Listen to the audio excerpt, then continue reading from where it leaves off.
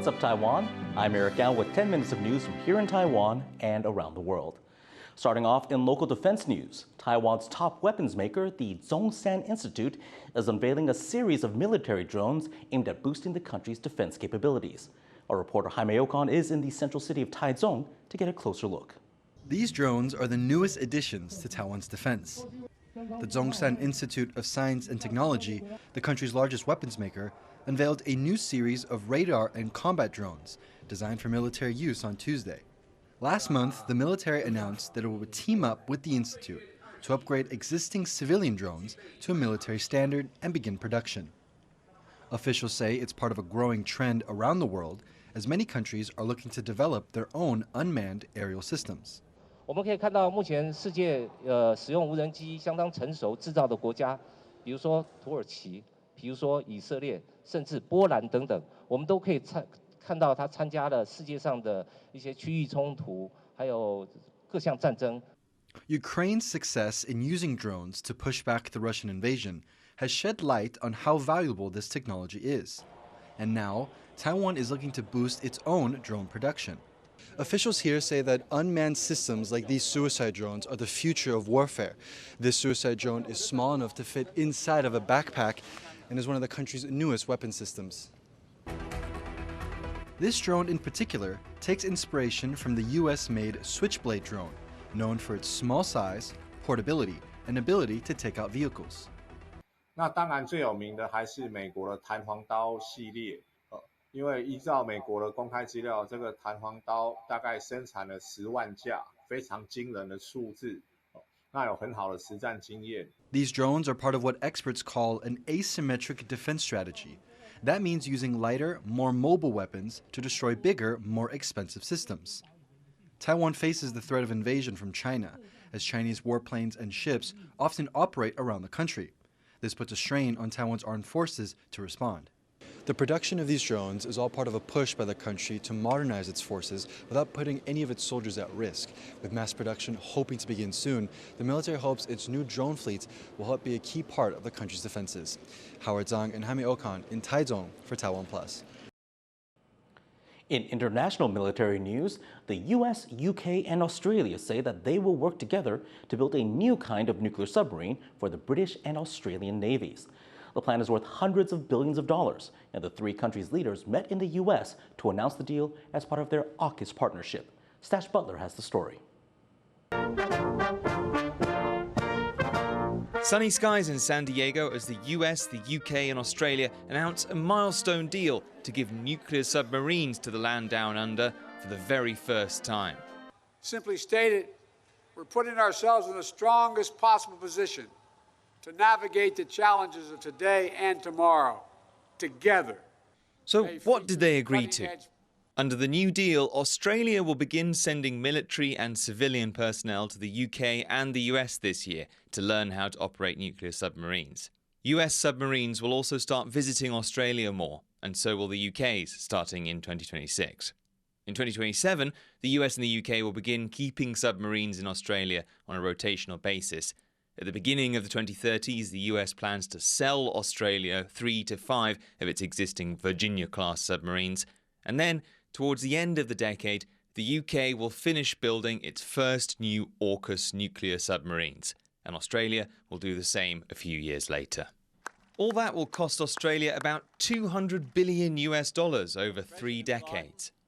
The AUKUS agreement we confirm here in San Diego represents the biggest single investment in Australia's defence capability in all of our history.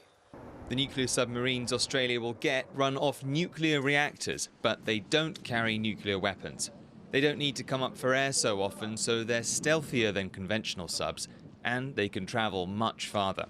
To the head of the Australian Institute of International Affairs, the aim of the deal is clear. So obviously this is about eroding Chinese claims to the region, which many, like the United States, like Australia, see as illegitimate. Experts see AUKUS as a way of countering what the US and its allies see as belligerence from China.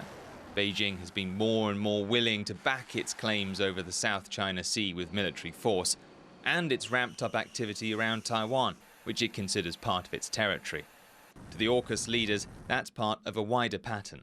Russia's illegal invasion of Ukraine, China's growing assertiveness, the destabilizing behavior of Iran and North Korea, all threaten to create a world defined by danger, disorder, and division. But China says the deal will only mean more instability. 我们敦促美英澳三国倾听国际社会的呼声，切实履行核不扩散义务，撤销开展核潜艇合作的决定，以实际行动维护地区和世界的和平与安全。 Taiwan welcomed AUKUS when it was formed a year and a half ago as a way of keeping peace in the region. But foreign policy expert Bryce Wakefield sees it two ways. One could argue that it actually helps to deter a Chinese invasion on Taiwan. On the flip side, one could argue that it's quite a provocative strategy and will be seen as such in Beijing.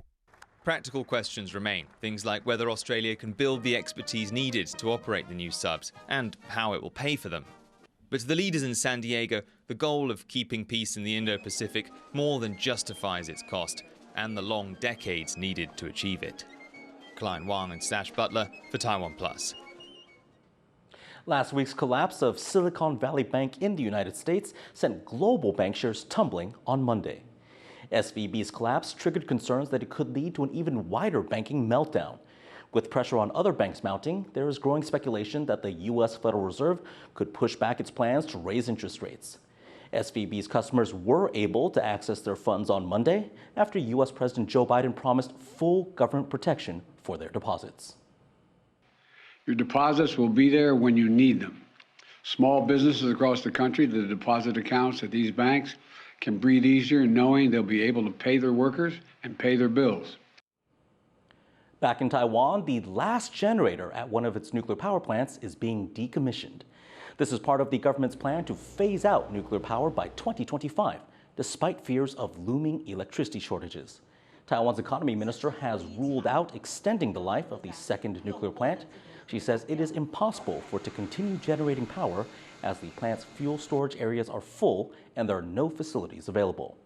Taiwan still has one operating nuclear plant that's due to be shut down in the next 2 years. Pingtung County is set to recount some of the votes cast in last November's county chief election. At the time, the final tally showed that the opposition Kuomintang candidate, Su Jingquan, had lost to his ruling Democratic Progressive Party rival by around 11,000 votes. But Su has contested that result, saying there were problems with the count.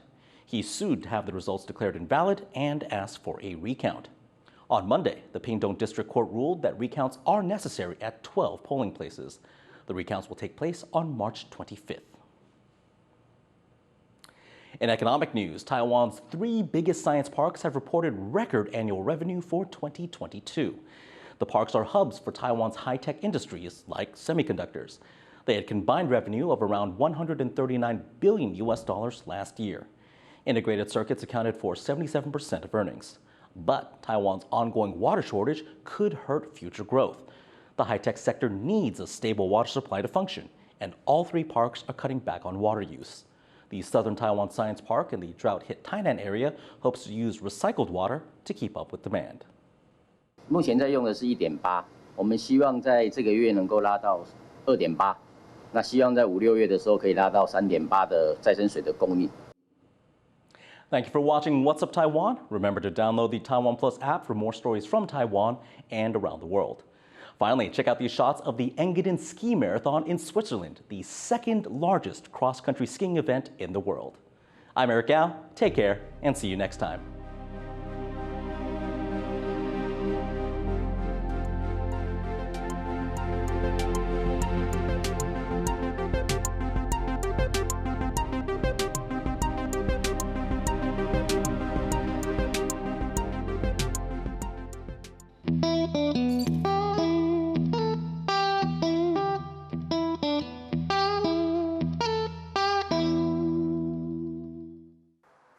Thank you for watching Taiwan Plus. For more great news from Taiwan and around the world, visit TaiwanPlus.com and download the app.